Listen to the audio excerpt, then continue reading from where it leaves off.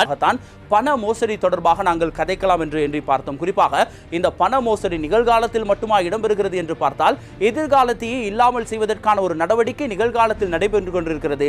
ஆனால் இதனுடைய வரலாறு என்பது காலம் காலமாக மக்களை ஏமாற்றி பல்வேறுபட்ட தனி நபர்களாயினும் நிறுவனங்களாயினும் மக்களை ஏமாற்றி சுரண்டி தங்களுடைய லாபத்தை அடைந்து கொள்வதற்காக எப்படிப்பட்ட வழிகளையெல்லாம் இந்த பணத்தை கொண்டு அவர்கள் மேற்கொண்டிருந்தார்கள் என்கின்ற ஒரு வரலாற்று கதையையும் குறிப்பாக நிகழ்கால நிகழ்வையும் தான் உங்களோடு நாங்கள் பகிர்ந்து கொள்ள இருக்கிறோம். இது தடம் வரலாற்றின் மறுபக்கம்.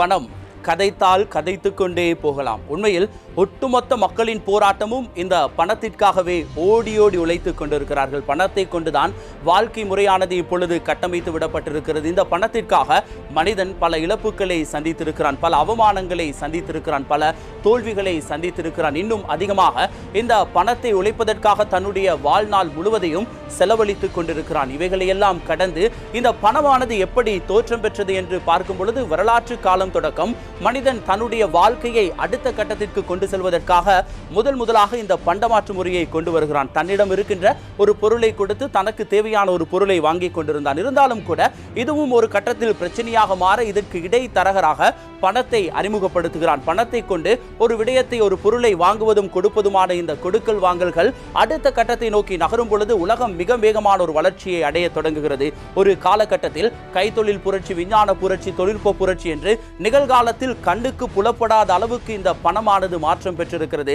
குறிப்பாக கிரிப்டோ கரன்சி தொடர்பாக இதற்கு முன்பாகவும் தடம் நிகழ்ச்சியில் கதைத்திருந்தோம். இந்த பிட்காயினுடைய வருகை இப்பொழுது பணத்தை அதாவது தொட்டுணர முடியாத அளவு வரலாறு காலம் தொடக்கம் இந்த பண மோசடியானது குறிப்பிட்ட சில அரச சார்பற்ற அரசினால் அங்கீகரிக்கப்பட்ட நிறுவனங்களுக்கு அது எப்படிப்பட்ட ஒரு பிரச்சனையாகவும் இழப்பாகவும் மாறும் என்கின்ற ஒரு கதையை தான் நீங்கள் புரிந்து கொள்ள வேண்டும், உங்களுக்கு புரிய வைக்க வேண்டும். நிகழ்காலத்தில் நாம் படுகின்ற கஷ்டத்தோடு சேர்த்து பணத்திற்காக போராடி கொண்டிருக்கின்ற இந்த தருணத்தில் பணத்தினாலும் நாங்கள் மிகப்பெரிய அளவில் ஏமாற்றப்பட்டு கொண்டிருக்கிறோமா புரிந்து கொள்ள வேண்டும். எப்படிப்பட்ட ஒரு வாழ்க்கை சுழற்சியில் குறிப்பாக பொறிக்குள் சிக்கிய எலியாக நாம் மாட்டி இருக்கிறோம். இதிலிருந்து மீள்வதற்கு எப்படிப்பட்ட தந்திரோபாயங்களை நாங்கள் மேற்கொள்ள வேண்டும் என்கின்ற ஒட்டுமொத்தமான ஒரு வரலாற்று கதையை தான் பார்க்கிறோம். முதலில் தெரிந்து கொள்வோம் பணம் என்றால் என்ன, பண அட்டை, குறிப்பாக இந்த வரவு செலவு அட்டைகள் எப்படி அறிமுகப்படுத்தப்பட்டது, அமெரிக்காவினால் அறிமுகப்படுத்தப்பட்ட இந்த கடன் அட்டையானது இன்று உலகம் முழுவதும் எப்படியெல்லாம் வியாபித்தது என்பதை நாமும் தெரிந்து கொள்வோம்.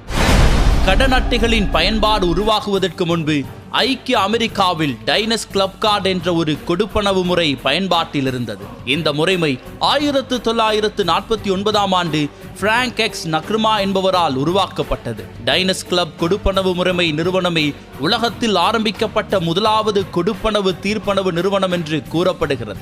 இந்த அட்டையை நீங்கள் உணவகங்களில் கடன் அடிப்படையில் பயன்படுத்தலாம். மாத இறுதியில் ஒட்டுமொத்த பட்டியல் தொகையை நீங்கள் செலுத்தி கடனை தீர்க்க வேண்டும். இருந்த போதிலும் இது முற்றுமுழுதாக ஒரு கடன் அட்டை என்ற ரீதியில் என்னால் கூற முடியவில்லை. இது உண்மையில் ஒரு மீள் நிரப்பு அட்டையாகவே காணப்பட்டது. இத்தகைய அட்டைகளின் வகைப்படுத்தலில் இந்த நிறுவனமே முதலில் வெற்றிகரமாக இந்த கொடுப்பனவு செயல்பாட்டு முறையை முன்னெடுத்ததாக கூறப்படுகிறது.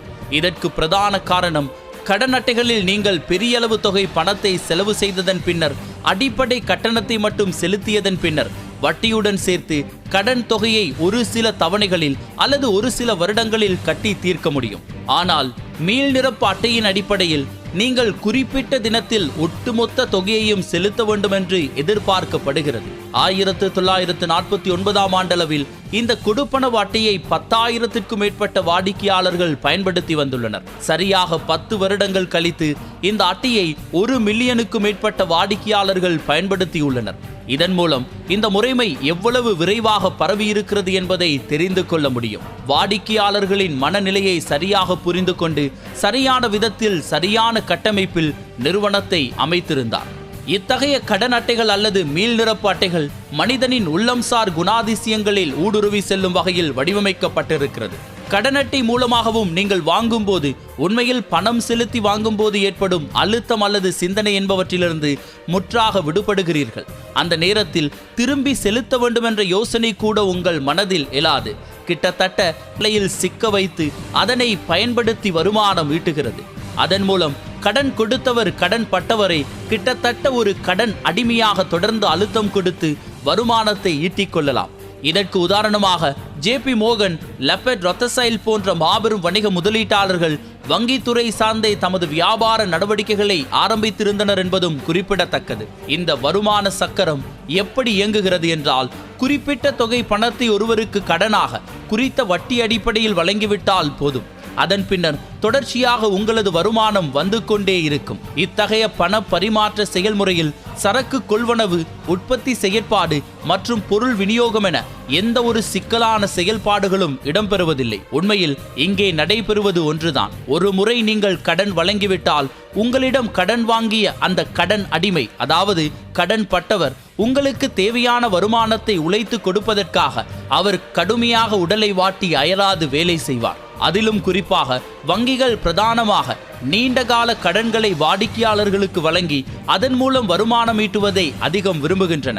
வீட்டு கடன் போன்ற கடன்களை வழங்குவதன் மூலம் ஒரு குறிப்பிட்ட நபரை கிட்டத்தட்ட 15-20 வருடங்கள் தமது வருமானம் மூலமாக வங்கிகள் உருவாக்கிக் கொள்கின்றன. கடனை வாங்கி வீட்டை கட்டிய நபர் அந்த வீட்டில் இருந்து கொண்டே கிட்டத்தட்ட வாடகை செலுத்துவதை விட அதிகமான தொகையை வங்கி கடன் தவணை கட்டணமாக செலுத்திக் கொண்டிருப்பார். மறுபுறம் வங்கிகள் சிறிய தொகை பணத்தை, இதிலும் குறிப்பாக இந்த கடன் வலை என்பது கடன் அட்டை என்ற கருவியின் மூலமாக இலகுவாக உபயோகப்படுத்தப்படுகிறது. ஆனால் இங்கும் வங்கிகளினால் ஒருவிதமான அணுகுமுறையை வாடிக்கையாளர்களிடம் பிரயோகிக்கப்படுகிறது. மிக நீண்ட கால பெரிய தொகை பணத்திற்கு வாடிக்கையாளர்கள் எப்படி எதிர்கால முதலீட்டு தேவை என்பதை கருத்திற்கொண்டு சிக்கிக் கொள்கிறார்களோ, அதே போல கடன் அட்டை என்று வரும்போது அன்றாட பொருள் கொள்வனவுக்கு பயன்படும் என்ற ரீதியில் கடன் அட்டைகளை மக்கள் மிகவும் ஆர்வமாக தெரிவு செய்கிறார்கள். மிகவும் அழகான ஒரு சிறிய பிளாஸ்டிக் அட்டை அவர்களை விரைவாக ஈர்க்கிறது. கையில் பணம் இருந்தாலும் கடன் அட்டையை பயன்படுத்தி பொருளை வாங்கி பின்பு பணத்தை செலுத்திக் கொள்ளலாம் என்ற மனநிலை அவர்களை குழியில் விழ செய்கிறது. அது மட்டுமல்லாமல் சிறுக சிறுக பல கொள்வனவுகளை கையில் காசு இல்லாமலேயே மேற்கொள்வதற்கும் இது தூண்டுகிறது. இதன் மூலம் நமக்கு தெரியாமலேயே மிகப்பெரிய தொகை பணத்திற்கு கடனாளியாக மாற வேண்டிய சூழ்நிலையும் நமக்கு ஏற்படுகிறது. இத்தகைய கடனுக்கு சாதாரண வட்டி விகிதத்தை விட மிகவும் அதிகளவான வட்டியே அறவிடப்படுகிறது. இப்படியாகத்தான் வங்கிகளில் கடன் எனும் கருவி வருமானம் ஈட்டும் மூலமாகவும் வாடிக்கையாளர்கள் என்ற பெயரில் கடன் அடிமைகளை உருவாக்கும் செயற்பாடாகவும் தொடரப்பட்டு வருகிறது. ஐக்கிய அமெரிக்காவை பொறுத்தவரை இன்று ஒவ்வொரு இளைஞனும் சராசரியாக 3 கடன் அட்டைகளை தம்வசம் வைத்திருக்கிறார். சராசரியாக ஒவ்வொருவரும் $5500 கடனை இந்த கணக்குகளில் நிலுவையாக வைத்துள்ளனர். 2020ஆம் ஆண்டு மட்டும் கடன் அட்டை வழங்கும் நிதி நிறுவனங்கள் $176 பில்லியன் வருமானமாக பெற்றுக்கொண்டுள்ளது. வேட்டையாடும் சுறா மீனாக கடன் அட்டைகள் மாறி வருகின்றன. ஆனால் கடன் அட்டை என்பது முற்றிலுமாக பாதகமான விடயங்களை மட்டுமே கொண்ட தீண்டத்தகாத ஒரு விடயம் என்ற கருத்தை நாம் ஏற்றுக்கொள்ள முடியாது. உதாரணமாக, கடன் அட்டையை பயன்படுத்தி தேவையற்ற ஆடம்பர பொருட்கள் மற்றும் ஆடைகள் என்பவற்றை வாங்காமல் மிகவும் அவசியமான பொருட்களை மட்டும், அதுவும் தமது வருமான எல்லைக்கு உட்பட்ட வகையில் கொள்வனவு செய்து குறிப்பிட்ட நேரத்தில் அந்த பணத்தை சரியாக செலுத்தி வருவதன் மூலம் இத்தகைய கடன் பிரச்சனை அல்லது கடன் வட்டி நச்சுவட்டம் போன்றவற்றில் டைனஸ் கிளப் கடன் அட்டை முறைமையின் வெற்றியை தொடர்ந்து அதனை பின்பற்றி பேங்க் ஆஃப் அமெரிக்கா வங்கி நிறுவனம் 1958ஆம் ஆண்டு தனது முதலாவது கடன் அட்டையை வாடிக்கையாளர்களுக்கு அறிமுகப்படுத்தியது. இதற்கு பேங்க் அமெரிக்கா என பெயர் சூட்டப்பட்டது. எனினும் தற்போதைய காலத்தை போல கடன் அட்டையில் காந்த பதிவு பட்டி அல்லது இலத்திரனியல் முறையிலான கொடுக்கல் வாங்கல்கள் என்பன காணப்படாத காரணத்தினால் கடன் அட்டையை பயன்படுத்தி யார் எவ்வளவு பொருட்களை வாங்கினார்கள் போன்ற மிகவும் அடிப்படையான அவசியமான தகவல்களை அவர்களால் திரட்ட முடியாமல் போனது. இதனால் மில்லியன் கணக்கான டாலர்கள் நஷ்டமும் ஏற்பட்டது. இதன் காரணமாக அந்த காலத்தின் கடன் அட்டை மோசடி என்பது மிகவும் இலகுவாக செயற்படக்கூடிய குற்றங்களில் ஒன்றாகவும் காணப்பட்டது. மிகப்பெரிய தொகை பணத்தை இழந்த போதிலும் பேங்க் ஆஃப் அமெரிக்கா நிறுவனம் மிகப்பெரிய வாடிக்கையாளர் சந்தையை அந்த கடன் அட்டை மூலமாக உருவாக்கியும் கொண்டது.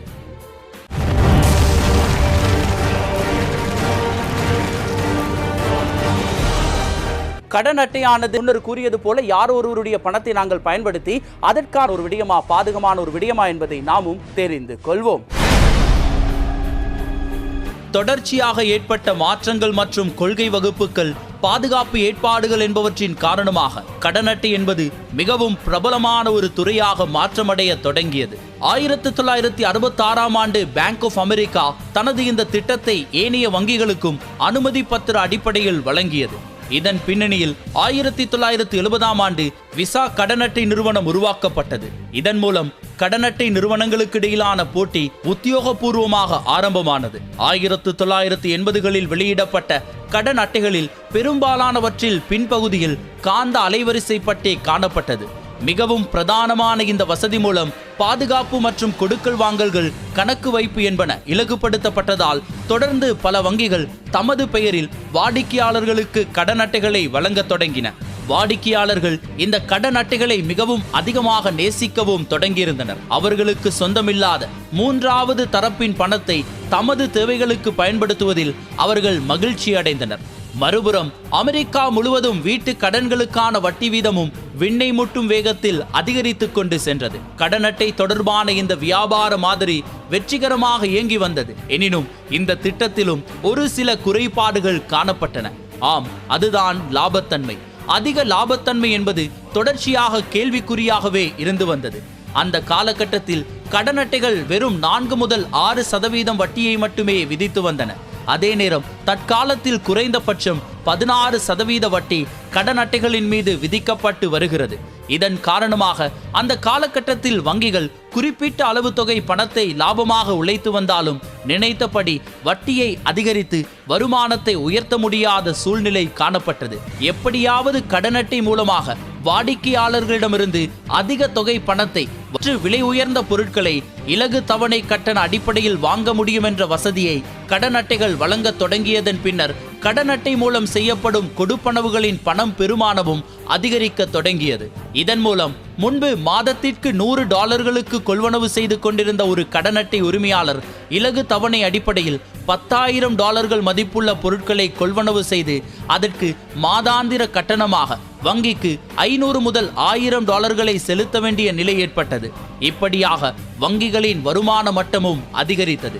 ஏற்கனவே குறிப்பிட்டபடி அந்த காலகட்டத்தில் ஐக்கிய அமெரிக்காவின் பல மாநிலங்களிலும் தடையாக காணப்பட்டன போட்டு கொண்டிருந்தது. நிதி சிக்கல்களை தீர்ப்பதற்காக வட்டி வீதத்தை உயர்த்தி தமது பிராந்தியத்தின் வங்கி கட்டமைப்பை பாதுகாப்பது அவர்களுக்கு உடனடி தீர்வாகவும் தோன்றியது. இந்த நெகிழ்வுத்தன்மை கொண்ட புதிய வட்டி வீத கொள்கை கடன் அட்டை நிறுவனங்களுக்கு பூட்டி கிடந்த கதவுகளை மெல்ல மெல்ல திறக்கத் தொடங்கியது. அடுத்த ஒரு சில வருடங்களில் வங்கிகளால் தாக்கல் செய்யப்பட்ட வழக்குகளின் அடிப்படையில் ஐக்கிய அமெரிக்காவின் உச்சாத வயோதிபர்கள் என அனைவருக்கும் கடன் அட்டை கிடைத்தது. இவர்களை போன்ற கடன் அபாயம் ஆபத்து அதிகம் மிகுந்த நபர்கள் கடன் அட்டை உபயோகப்படுத்தும் போது அதிகளவான வட்டியை வங்கிக்கு செலுத்த வேண்டிய நிலையும் உருவாகியது. இதன் காரணமாக வாழ்நாள் முழுவதும் வங்கிகளின் கடன் அடிமையாக இத்தகைய மனிதர்கள் மாறுவதற்கான வாய்ப்பும் அங்கே உருவாகியது. 2000ஆம் ஆண்டு ஆரம்ப கால பகுதியில் வங்கிகளின் இந்த கடன் அட்டை தொடர்பான நிபந்தனைகள் மற்றும் கட்டுப்பாடுகள் என்பன முற்றுமுழுதாக அமெரிக்க உச்சநீதிமன்றத்தினால் நீக்கப்பட்டது. ஸ்மைலி என்று குறிப்பிட்ட ஒரு தீர்ப்பில் மிச்சம் மீதமிருந்த கொஞ்ச நஞ்ச வட்டி வீதம், தண்ட பணவீதம் தொடர்பான கட்டுப்பாடுகள் மற்றும் விதிமுறைகள் முற்றாக நீக்கப்பட்டது.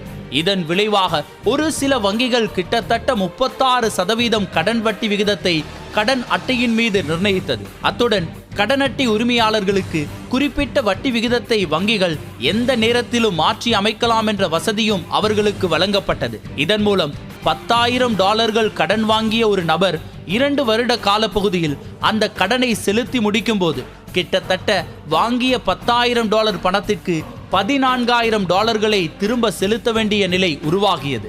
அதாவது மாதாந்தம் கிட்டத்தட்ட $600 மாத கட்டணமாக செலுத்த வேண்டி இருந்தது. அமெரிக்காவில் அப்பொழுது நிலவிய சூழ்நிலையில் எல்லோராலும் மாதம் $600 சம்பாதித்து கடனை கட்ட முடியாத சூழ்நிலை காணப்பட்டது.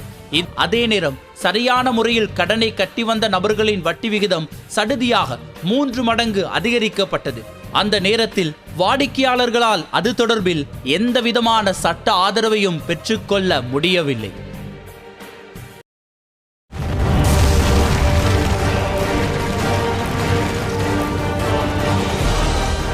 உண்மையில் இந்த வங்கிகளினுடைய நிலையும் அவர்களுடைய நிலைப்பாடும் என்ன என்று பார்க்கும் பொழுது நாம் ஒரு விடயத்தை மிக ஆணித்தனமாக உறுதிப்படுத்திக் கொள்ள வேண்டும். உண்மையில் நாங்கள் கூறுகின்ற பல்வேறுபட்ட விடயங்களில் இந்த பண சுரண்டலை அவர்கள் எப்படியெல்லாம் கையகப்படுத்துகிறார்கள், அதனூடாக அவர்கள் எப்படியெல்லாம் லாபத்தை அடைகிறார்கள் என்று பார்க்கும் பொழுது குறைந்த வருமானம் பெறும் நபர்களை இலக்கு வைத்துதான் இந்த வங்கிகள் மக்கள் மிகப்பெரிய ஒரு கடனாளியாக நிதி நிறுவனங்களுக்கு உட்படுத்தப்படுகிறார்கள். நான் முன்னர் கூறியது போல பொறிக்குள் சிக்கிய எலியாக ஒட்டுமாக மாறுகிறது. பணம் பல்வேறுபட்ட வழிகளில் சுரண்டப்படுகிறது. அதே நேரத்தில் பல்வேறுபட்ட கடன்களை மக்களுக்கு வாரி இறைத்துக் கொண்டிருக்கிறார்கள். வீட்டுக்கடன், அதே நேரத்தில் தொழிலை மேற்கொள்வதற்கான கடன் வசதி, இன்னும் பல்வேறுபட்ட முதலீட்டு ரீதியான கடன்களை வாரி வாரி கொடுத்து இதனூடாக பெறுகின்ற வட்டி நிலையானது அடுத்த கட்டத்தை நோக்கி அவர்களை, அதாவது குறிப்பாக இந்த நிதி நிறுவனங்களை மிகப்பெரிய லாப நோக்கத்தில் இயங்குகின்ற ஒரு நிறுவனங்களாக மாற்றி அமைத்துக் கொண்டிருக்கிறது. ஒட்டுமொத்த வாடிக்கையாளர்களும் மிகப்பெரிய ஒரு கடனாளியாக வங்கிகளுக்காகவே சேவை செய்வது போல ஒட்டுமொத்த தன்னுடைய வாழ்க்கையில் சம்பாதிக்கின்ற பணத்தினுடைய பாதியை நிறுவனங்களுக்கு வட்டியாக அவர்கள் கொடுத்து கொண்டே இருக்கிறார்கள். இது சரியா பிழையா என்று பார்க்கும் பொழுது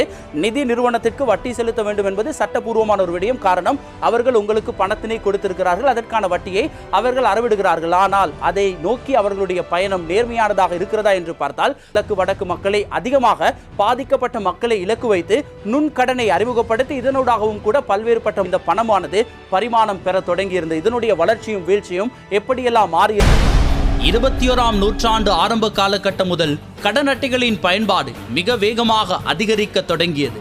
அதிலும் குறிப்பாக குறைந்த வருமானம் பெறும் நபர்களே அதிகமாக கடன் அட்டையை பயன்படுத்துபவர்களாக காணப்பட்டனர். வங்கிகள் வட்டி வீதம் தொடர்பான கட்டுப்பாட்டை தமது கையில் எடுத்துக்கொண்டதன் பின்னர் தமது கடன் அட்டை வாடிக்கையாளர்கள் கூட்டத்தை அதிகரிக்க வேண்டி ஒரு சில புதிய தந்திரோபாயங்களை கையில் எடுக்க தொடங்கினர். அவர்கள் இலக்கு வைத்த சந்தை துண்டம் இளம் வயது கல்லூரி மாணவர்கள் ஆவர். கல்லூரி மாணவர்களுக்கு பெரும்பாலும் அதிகளவு பணம் செலவு செய்வதற்கு தேவைப்பட்டது மற்றும் அவர்கள் எப்பொழுதும் கையில் பணத்தை கொண்டு செல்வதையும் வெறுத்தனர். அது மட்டுமல்லாமல் இவர்களை போன்ற கல்லூரி மாணவர்கள் கால அட்டவணைப்படி சரியான நேரத்தில் வேலைகளை செய்யாதவர்களாகவும் காணப்பட்டதால் பெரும்பாலான நேரங்களில் சரியான நேரத்தில் கடன் அட்டை தொகையை கட்டாமல் நேரம் காலதாமதம் ஆகியவற்றுக்கு தண்ட பணத்தையும் அதற்கு அடுத்த நாள் பட்டியல் தொகையுடன் செலுத்த வேண்டிய நிலை ஏற்பட்டது.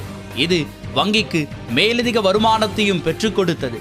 உண்மையை சொல்ல போனால் கடன் அட்டை வழங்கும் வங்கிகள் தமது வாடிக்கையாளர்கள் சரியான நேரத்தில் நிலுவைத் தொகையை செலுத்துவதை விரும்புவதில்லை.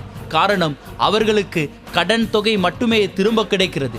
நேரம் தவறி பணம் செலுத்தும் போது மட்டுமே மேலதிக வருமானமாக அதி உயர் வட்டியை அவர்கள் பெற்றுக்கொள்கிறார்கள். செலவு செய்த பணத்தை சரியான முறையில் திருப்பி செலுத்த முடியாத நபர்களின் கடன் சுமை என்பது மேலும் மேலும் அதிகரித்து கொண்டே சென்றது. மறுபுறம் அமெரிக்க வங்கிகள் டை கோட் அணிந்த கட்ட பஞ்சாயத்து கந்துவட்டி முதலாளிகள் போல மாறத் தொடங்கினார்கள். கடன் ஒப்பந்தம் மற்றும் கடன் அட்டை ஒப்பந்தங்கள் போன்றவற்றை வடிவமைப்பதற்கான திறமை மிக்க வழக்கறிஞர்களை வங்கிகள் பணிக்கு அமர்த்தினார்கள். இதன்போது ஒப்பந்தங்களில் பல்வேறு விதமான சட்ட நெளிவு சுழிவுகள் வாடிக்கையாளர்களுக்கு தெரியாமலேயே பல்வேறு விதமான நிபந்தனைகள், கட்டுப்பாடுகள், சரத்துக்கள் என்பன இந்த திறமை மிக்க வழக்கறிஞர்களால் உருவாக்கப்பட்டன. இத்தகைய ஒப்பந்த கட்டுப்பாடுகள், நிபந்தனைகள் மூலம் வங்கிகளுக்கு மேலும் சட்ட ரீதியான ஆளுமை சக்தி அதிகரித்தது.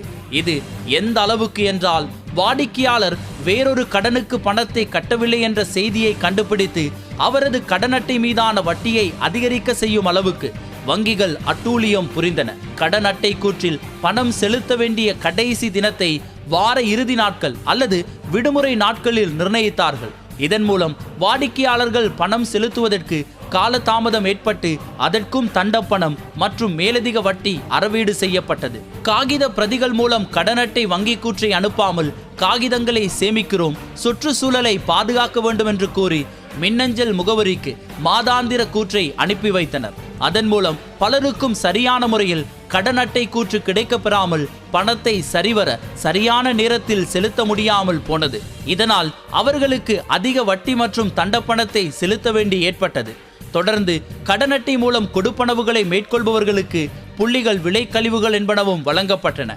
அத்துடன் வட்டியில்லா கடன் அடிப்படையில் பொருட்களை தவணை முறையில் வாங்க செய்வதன் மூலம் அமெரிக்க மக்களை தொடர்ந்து 1 அல்லது 2 வருடம் மாதாந்த நிலுவைத் தொகையை சரியான நேரத்தில் கட்ட வைக்க முடியாமல் காலம் தாழ்த்த செய்து அந்த கால தாமதத்திற்கு தண்டப்பணத்தை வசூலித்தனர். இவ்வாறு தவணை அடிப்படையில் பொருட்களை வாங்கும்போது மேலதிகமாக வட்டி அறவிடப்படுவதில்லை என்பதால் மக்கள் தொடர்ந்து இதற்கான கொள்வனவுகளை மேற்கொள்ள தொடங்கினார்கள். அதாவது தமது வருமானத்தை மிஞ்சிய பொருட்களையும் இதன் மூலம் பெரியதொரு தொகை பணத்தை உங்களால் குறிப்பிட்ட திகதியில் கட்ட முடியாத போது ஆக குறைந்த கொடுப்பனவை மேற்கொண்டு மிகுதி தொகையை வட்டியுடன் சேர்த்து எதிர்வரும் மாதங்களில் உங்களால் செலுத்த முடியும். தற்போதைய காலகட்டத்தில் ஒவ்வொரு அமெரிக்க குடும்பமும் சராசரியாக $8000 கடன் அட்டை நிலுவையாக வைத்திருக்கிறது.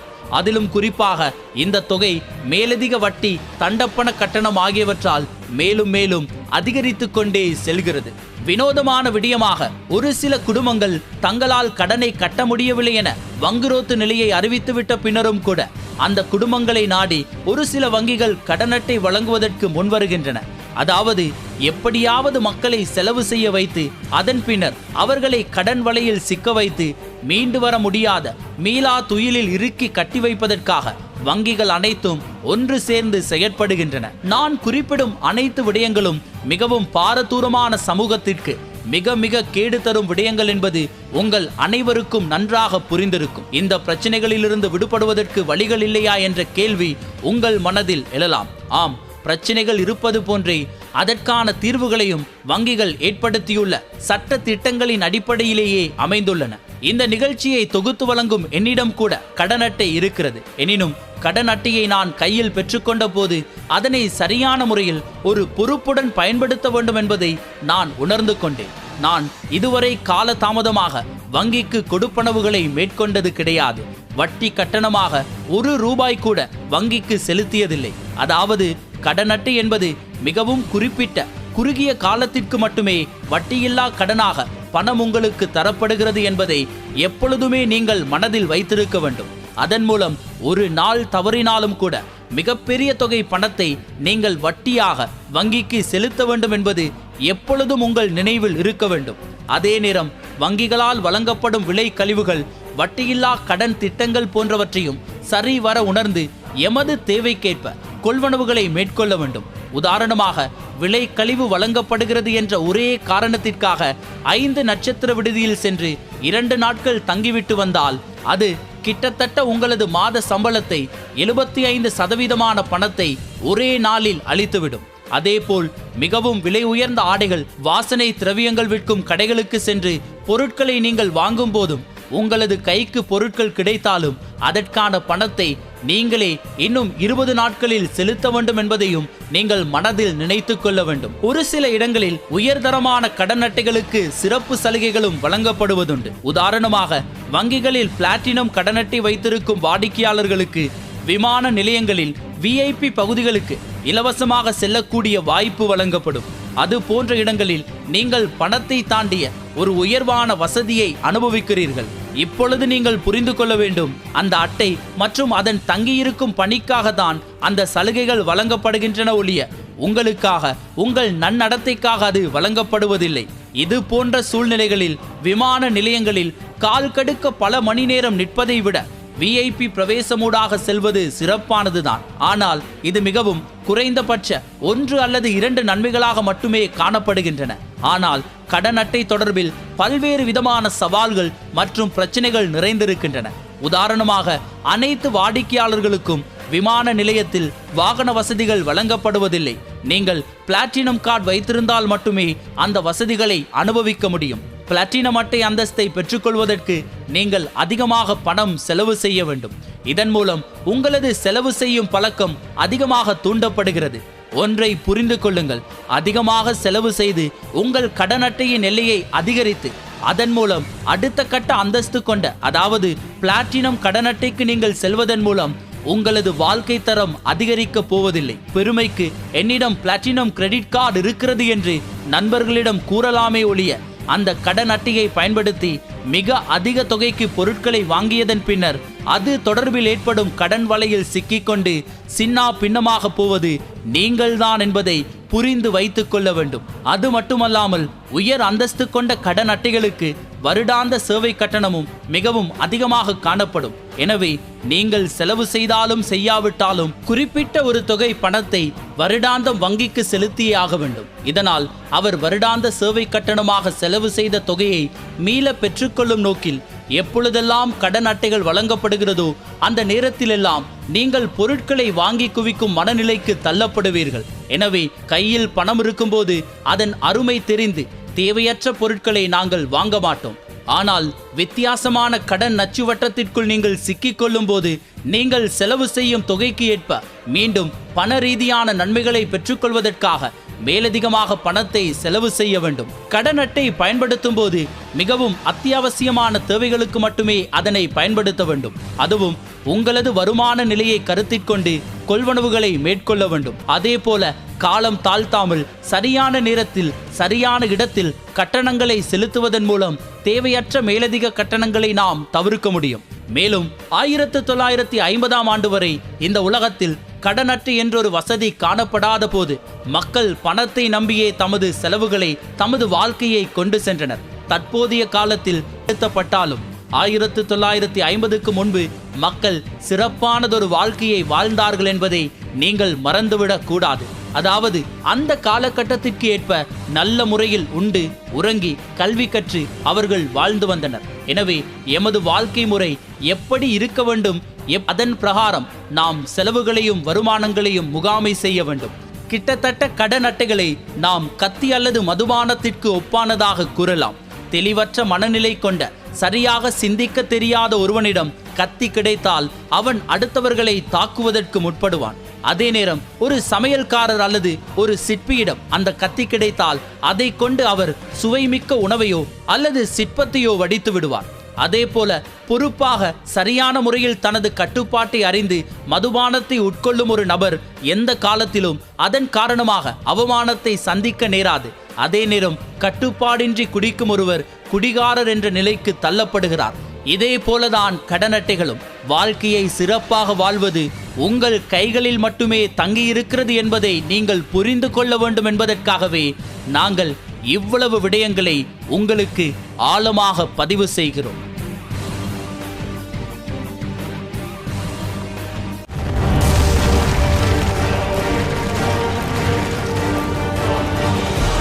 நாம் சேமிப்பது இந்த கேள்வி உங்கள் அனைவருக்குமே என்ன விருப்பங்கள் என்ன, அதனை நோக்கி எமது பயணத்தில் எப்படிப்பட்ட ஒரு வாழ்க்கை முறையில் நாங்கள் வாழ்ந்து கொண்டிருக்கிறோம், நிகழ்கால பிரச்சனையிலிருந்து விடுபடுவதற்கும் அந்த பிரச்சனைகளை சமாளிப்பதற்கும் எப்படியான விடயங்களை நடைமுறைகளை நாங்கள் பின்பற்ற வேண்டும் என்கிற ஒரு விடயத்தை உங்களுக்கு நாங்கள் புரிய வைக்க வேண்டும் என்பதற்காக சில விடயங்களை உதாரணங்களோடும் குறிப்பாக சில ஆலோசனைகளையும் உங்களுக்கு வழங்க வேண்டும் என்பதை எமது பார்வையில் நாங்கள் நினைக்கின்ற ஒரு சில விடயங்களை உங்களோடு பகிர்ந்து கொள்ள இருக்கிறோம். குறிப்பாக பணத்தை எப்படி சேமிக்கலாம் அல்லது நிகழ்காலத்தில் எம்முடைய வாழ்க்கை முறையை எப்படி மாற்றிக்கொள்ளலாம், எதிர்காலத்தில் சிறப்பாக வாழ்வதற்கு நிகழ்காலத்தை சிறப்பாக அமைத்துக் கொள்வதற்கு நாங்கள் பின்பற்ற வேண்டிய வழிமுறைகள் என்ன என்பதை நாமும் தெரிந்து கொள்வோம். நிதி ரீதியாக பாதுகாப்பாக இருக்க விரும்புகிறோம். ஆனால் ஒரு சிலரே அவ்வாறு இருக்கிறார்கள். பணத்தை சேமிப்பது என்பது ஒவ்வொரு நபரும் பழக்கப்படுத்திக் கொள்ள வேண்டியதொன்று. ஆனாலும் பலர் குறைவாக சேமிக்கவும் அதிக செலவு செய்யவும் முனைகிறார்கள். உங்கள் செலவை பதிவு செய்யுங்கள். உங்கள் செலவை பதிவு செய்வது பணத்தை சேமிக்க நீங்கள் செய்ய வேண்டிய முதல் அடிப்படையாகும்.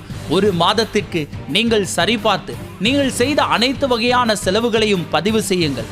இதை செய்வதன் மூலம் நீங்கள் எவ்வளவு செலவு செய்கிறீர்கள், அதில் எப்படி உங்கள் செலவினங்களை கட்டுப்படுத்த வேண்டும் என்பது பற்றிய ஒரு யோசனை உங்களுக்கு கிடைக்கும். முதல் படியை பின்பற்றுவது உங்களை இரண்டாவது படிநிலைக்கு அழைத்து செல்லும். அதனை அடிப்படையாக கொண்டு உங்கள் செலவுகளுக்கு ஏற்ப உங்கள் மாதாந்திர பட்ஜெட்டை உருவாக்கிக் கொள்ளுங்கள். பட்ஜெட்டை உருவாக்குவதற்கான முக்கிய காரணம் உங்கள் செலவினங்களை கட்டுப்படுத்துவதாகும். பணத்தை மிச்சப்படுத்துவதற்கான சிறந்த வழிகளில் ஒன்று சம்பள தொகையை தெளிவாக செலவு தலைகளாக பிரிப்பது. ஒருவர் எவ்வளவு சம்பாதிக்கிறார் என்பது முக்கியம்தான். ஆனால் அதனை விட சம்பாதித்த பணத்தில் எவ்வளவு சேமிக்கிறார் என்பது முக்கியம். அதனை விட சேமித்த பணத்தில் எவ்வளவு முதலீடு செய்கிறார் என்பதும் முக்கியம். எளிதாக பணத்தை சேமிக்க பல வழிகள் உள்ளன. அவற்றை பார்ப்போம்.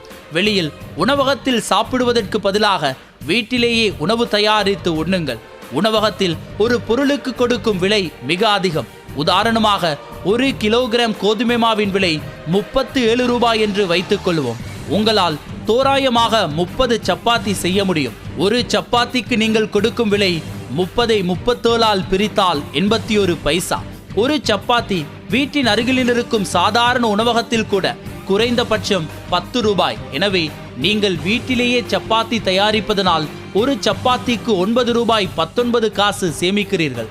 இருக்கும் துணிகளை கொஞ்சம் கிழிந்தால் தைத்து மீண்டும் உபயோகப்படுத்த பழகிக் கொள்ளுங்கள். புதிய துணிகளுக்கு கொடுக்கும் விலை அதிகம். உதாரணமாக, நீங்கள் 500 ரூபாய் செலவழித்து ஒரு சட்டை தைத்துக் கொள்கிறீர்கள். அதில் ஒரு சிறிய இடத்தில் தையல் விட்டு போய்விட்டது. அதனை சரி செய்ய நீங்கள் 30 ரூபாய் செலவு செய்ய வேண்டும். ஆனால் புது சட்டை வாங்க மறுபடியும் ரூபாய் 500 செலவாகும். 30 ரூபாய் தையல் கூலியின் மூலம் நீங்கள் 470 ரூபாய் மிச்சம் செய்கிறீர்கள். இது துணிக்கு மட்டுமல்ல, வீட்டிலுள்ள எந்த ஒரு உபகரணத்திற்கும் பொருந்தும். புது உபகரணம் வாங்குவதற்கு முன் இருக்கும் உபகரணத்தை பழுது பார்த்து மீண்டும் மீண்டும் உபயோகப்படுத்த பழகிக் கொள்ளுங்கள். புதிய உபகரணத்திற்கான செலவு குறையும். செலவில்லாத பொழுதுபோக்குகளை கை கொள்ளுங்கள். சினிமா, உணவகம் சென்றால்தான் பொழுதுபோக்கு அல்ல. கடற்கரை, கோயில், வீட்டின் தொலைக்காட்சியில் சினிமா, நூலகம் என்று செலவில்லாத பொழுதுபோக்கிற்கான வழிகளை தேர்ந்தெடுங்கள். அடுத்தபடியாக லேட் எஃபெக்ட் கண்டறிந்து அதனை வெல்லுங்கள். லேட் எஃபெக்ட் என்பது தினசரி ஒருவர் டீ கடைக்கு சென்று டீ அருந்துகிறார். அவர் வீட்டிலேயே தினமும் டீ அருந்தினால் அதிகம் சேமிக்க முடியும். உதாரணமாக, வெளியே செல்லும் போது தினமும் காலை மாலை டீ அருந்த அவர் ரூபாய் 20 தர 2 40 ரூபாவை செலவு செய்கிறார். அதனை வீட்டில் அருந்தும் போது அவருக்கு ரூபாய் 10 தான் செலவாகிறது என்று கணக்கில் கொண்டால் அவர் தினமும் மிச்சம் பிடிக்கும் பணம் 30 ரூபாய். ஒரு மாதத்தில் சேமிக்கும் பணம் ரூபாய் 30 தர 30 9,000 ரூபாய். ஒரு வருடத்தில் சேமிக்கும் பணம் ரூபாய் 9,000 தர 12 18,000 ரூபாய். இது டீக்கு மட்டுமல்ல, சிகரெட், பாக்கு என்று எந்த ஒரு பழக்கமாகவும் இருக்கலாம். சிறிய பணமானது தொடர்ந்து செலவாகும் போது அது மிகப்பெரியதாக மாறுகிறது. சிகரெட் போன்ற சில பழக்க வழக்கங்கள் பணம் மட்டுமன்றி உடல் நலத்திற்கும் தீங்கை விளைவிக்கிறது. வெற்றிகரமான வாழ்க்கைக்கு சேமிக்க பழகுங்கள். மின்சார சேமிப்பு மின்சார கட்டண சேமிப்பு மட்டுமல்ல, நாட்டின் மின்சார பற்றாக்குறையினையும் சீர் செய்ய உங்களால் முடிந்த ஒரு பங்கினை ஆற்ற முடியும். மளிகை பொருட்களை வாங்குவதில் எவ்வாறெல்லாம் மிச்சம் பிடிக்க முடியுமோ பாருங்கள். எந்த கடையில் தரமான விலை குறைவான பொருட்கள் கிடைக்கின்றன என்று கண்டு சில்லறையாக வாங்குவதை விட மொத்தமாக வாங்கி சேமிக்க பாருங்கள். எப்போதுமே தரமான பொருட்களை வாங்குங்கள். தரமற்ற பொருட்கள் அடிக்கடி பழுது பார்க்க அல்லது புதிதாக மாற்ற நேர்ந்து அதிக பணத்தை இழக்க நேரிடும். உபகரணங்களை நன்றாக பராமரியுங்கள். நன்றாக பராமரிக்கப்பட்ட உபகரணங்கள் பழுதாவதற்கு வாய்ப்பு குறைவு. பழுது சரிபார்க்க செலவிடும் தொகை மிச்சமாகும். தேவையற்ற சந்தாக்களிலிருந்து வெளியே வாருங்கள். உதாரணமாக, நீங்கள் ஏதேனும் ஒரு மாத வார பத்திரிகை சந்தா வைத்திருக்கலாம். அதனை நீங்கள் படிக்க நேரமில்லாத பட்சத்தில் அதனை ரத்து செய்யுங்கள். இணையவழி தளங்களில் பொருட்களை வாங்கலாம். பணத்தை மட்டுமல்ல, ஒரு பொருளின் மறுசுழற்சியின் மூலம் நீங்கள் சுற்றுப்புறத்தினையும் காக்கிறீர்கள். எந்த ஒரு பெரிய பொருள் செலவையும் இணையத்தில் அலசி ஆராய்ந்து விழாக்கால தள்ளுபடி அல்லது சலுகை சார்ந்த குறைந்த பணத்தில் வாங்கி பாருங்கள். எடுத்தேன் கவிழ்த்தேன் என்று வாங்காதீர்கள். இவ்வாறு அலசி ஆராய்ந்து தள்ளுபடி விலையில் வாங்கும்போது பணம் சேமிக்கப்படுகிறது. எந்த ஒரு சந்தர்ப்பத்திலும் உணர்ச்சி வசப்பட்ட வாங்குதலை தவறுங்கள். புதிதாக ஒரு கைபேசி வருகிறது, எல்லோரும் அதனை சிலாகித்து பேசுகிறார்கள் என்று உணர்ச்சி வசப்பட்டு வாங்காதீர்கள். உங்களது தேவை சார்ந்து வாங்குங்கள். யாருக்காவது நீங்கள் கொடுக்கும் பரிசு பொருளினை, பரிசு அட்டையினை நீங்களே தயாரித்து கொடுக்க முடியுமா என்று பாருங்கள். நீங்களே தயாரிக்கும் போது அதில் பணம் சேமிப்பது மட்டுமன்றி உங்களது தனிப்பட்ட திறமையும் வெளிப்படுகிறது. தொலைக்காட்சியில் நீங்கள் பார்க்காத கட்டணம் சார்ந்த சேனல்களை நீக்கிவிடுங்கள். நடந்து செல்லக்கூடிய இடங்களுக்கு நடந்து செல்லுங்கள். முடிந்தளவு பொது போக்குவரத்தினை பயன்படுத்துங்கள். தனிப்பட்ட போக்குவரத்திற்கு அதிக பணம் செலவாகும். ஒரு இடத்திற்கு செல்ல பேருந்து, ரயில், மகிழ்வுந்து போன்றவற்றில் எதில் சென்றால் பணம் சேமிக்க முடியும் என்று திட்டமிட்டு பிரயாணம் செய்யுங்கள்.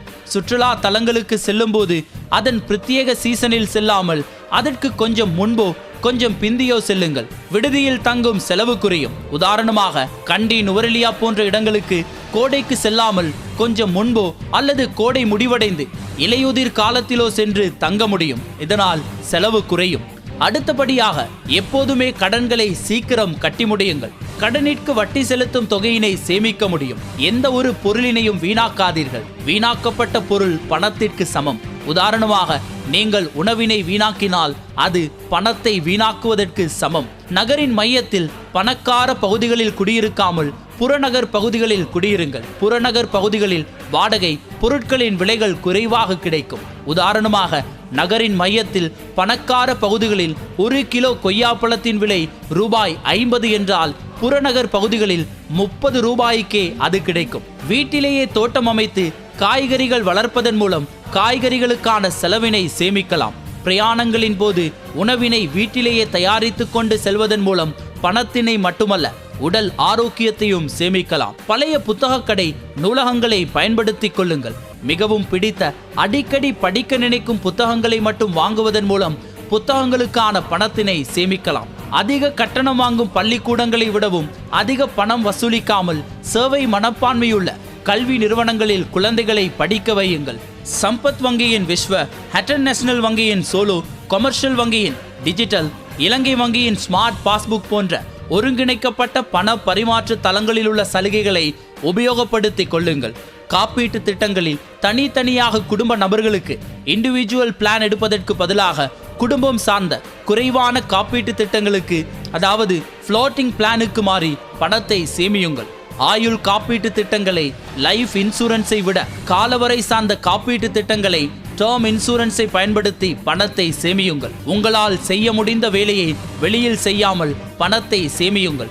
உதாரணமாக, உங்களது துணிகளை நீங்களே கழுவி அழுத்தி சீராக மடித்து வைத்தால் சலவை நிலைய செலவுகளை முடிந்தவரை குறைத்துக் கொள்ளலாம். எந்த ஒரு பொருளினையும் முதலாவது இடத்திலுள்ள நிறுவனத்தில் அதிக பணம் கொடுத்து வாங்குவதை விட தரமான பொருளை அளிக்கும் 2வது 3வது இடத்தில் உள்ள நிறுவனத்தில் வாங்குங்கள். இதன் மூலம் பணம் சேமிப்பது மட்டுமல்ல, ஏகபோகம் அல்லாத சந்தையில் பல்வேறு நிறுவனங்கள் பங்கு பெறும் ஆரோக்கியமான சந்தையினை உருவாக்கி உங்களது பங்களிப்பினையும் அளிக்கிறீர்கள். மிகப்பெரிய மருத்துவமனை என்று செல்லாமல் உங்களது வீட்டின் அருகிலுள்ள நல்ல ஒரு மருத்துவமனைக்கு செல்லுங்கள். அதிக பண செலவு தவிர்க்கப்படும். எங்கு சென்றாலும் ஒரு தண்ணீர் பாட்டிலை கொண்டு செல்லுங்கள். வெளியே தண்ணீர் பானங்களை வாங்குவதிலிருந்து தவிர்த்து கொள்ள முடியும். சுற்றுலா செல்லும் போது வேலை நாட்களில் விடுப்பு எடுத்து பிரயாணம் செய்யுங்கள். வார இறுதி நாட்களில் பிரயாண தொகைகள் அதிகம். இவை மட்டுமல்ல, வரவு செலவு கணக்கு வைத்திருங்கள். உங்களுடைய ஒவ்வொரு செலவையும் ஆராய்ந்து எவ்வாறு குறைக்க முடியும் என்று ஆராய்ச்சி செய்து குறையுங்கள். இவைகளை கடைபிடிப்பதன் மூலம் பணத்தை எப்படியெல்லாம் சேமிக்கலாம் என்பதை நீங்கள் தெரிந்து கொள்ளலாம். வாழ்க்கையில் பணம் சம்பாதிப்பதும் அதனை செலவு செய்வதும் சேமிப்பதும் ஏன் சரியான இடத்தில் முதலீடு செய்வதும் உங்களது கைகளில்தான் இருக்கிறது. நிகழ்காலத்தில் நாம் எப்படிப்பட்ட ஒரு சூழ்நிலையில் வாழ்ந்து கொண்டிருக்கிறோம் என்பது உங்களுக்கு நான் சொல்லி தெரிய வேண்டியதில்லை. ஆகையால் பணத்தை மிக சரியாக செலவு செய்யுங்கள். முடிந்தவரை சேமிக்க பழகிக் கொள்ளுங்கள் என்பதே இன்றைய தடம் நிகழ்ச்சியில் நாங்கள் உங்களுக்கு கூறும் ஓர் அறிவுரையாகும். எனது வாழ்க்கையில் இயக்கூடாது ஒரு விடயத்தை நீங்கள் புரிந்து கொள்ள வேண்டும். உங்களுடைய குழந்தைகளுக்கு சொல்லிக் கொடுங்கள். உண்டியல் என்றால் என்ன, உண்டியலில் எப்படி பணத்தை சேமிப்பது, அந்த சேமிக்கின்ற பணத்தை எப்படி பயன்படுத்துவது என்கின்ற ஒரு பாடத்தை உங்களுடைய குழந்தைகளுக்கு சிறு வயதிலிருந்தே நீங்கள் அந்த பாடத்தை கற்றுக் கொடுக்கும் பொழுதுதான் பணத்தினுடைய அருமையும் பணத்தினுடைய பெருமையும், அந்த பணத்தை எப்படி பயன்படுத்த வேண்டும், அந்த சேமிப்பை எப்படி முதலீட்டாக மாற்ற வேண்டும் என்கின்ற ஒரு விடயத்தை உங்கள் குழந்தைகளும் எதிர்கால சந்ததியினரும் புரிந்து கொள்வார்கள். அப்பொழுதுதான் நிகழ்காலத்தில் எமது நாட்டில் ஏற்படுகின்ற அந்த பொருளாதார பிரச்சனைகளுக்கான தீர்வுகள் என்பது இன்னும் ஒரு தடவை இவ்வாறான பிரச்சனைகளை நாங்கள் சந்திக்காமல் இருப்பதற்கு எதிர்கால சந்ததியினர் புத்துருவாக்கத்தோடு புதுமைகளோடு சிந்திக்க தொடங்குவார்கள். அதனால் தான் இந்த பண மோசடி தொடர்பாகவும் கடன் அட்டை தொடர்பாகவும் இந்த கடன் அட்டையை நாங்கள் எப்படி பயன்படுத்த வேண்டும், அதே நேரத்தில் அதனுடைய சாதக பாதக விளைவுகள் அதனூடாக நாங்கள் கற்றுக்கொண்ட பாடங்களிலிருந்து, குறிப்பாக ஏற்பட்ட பிளவுகளிலிருந்து, பிரச்சனைகளிலிருந்து மீண்டு எப்படிப்பட்ட ஒரு வாழ்க்கை முறையை நாங்கள் வாழ வேண்டும், இன்னும் அதிகமாக பல்வேறுபட்ட விடயங்களை உங்களுக்கு நாங்கள் தெளிவுபடுத்த விரும்புகிறோம், தெரியப்படுத்த விரும்புகிறோம். அதனூடாக நீங்களும் கற்றுக்கொள்ளுங்கள். உங்களிடம் இருந்து நாங்களும் இவ்வாறான தேடல்களை மேற்கொண்டு புதிய புதிய தேடல்களினூடாக நாங்களும் சில விடயங்களை கற்றுக்கொண்டு அந்த விடயங்களை உங்களுக்கு வழங்குவதற்கு நாங்களும் தயாராக இருக்கிறோம். அடுத்த வாரம் மிக முக்கியமான ஒரு ஆளுமையை பற்றி ஒட்டுமொத்த உலகமுமே பேசுகின்ற, இலங்கையினுடைய நிலை தொடர்பாக நாங்கள் அதிகமாக கதைத்த ஒரு ஆளுமையை, அந்த ஆளுமையை எப்படியெல்லாம் வாழ்ந்தார், எப்படியெல்லாம் வீழ்ந்தார் என்கின்ற வரலாற்று கதையோடு உங்களை சந்திக்கின்றேன். நான் லவேந்திரன் ஜனநாயகன். தொடர்ந்து இணைந்திருங்கள். இது தடம் வரலாற்றின் மறுபக்கம்.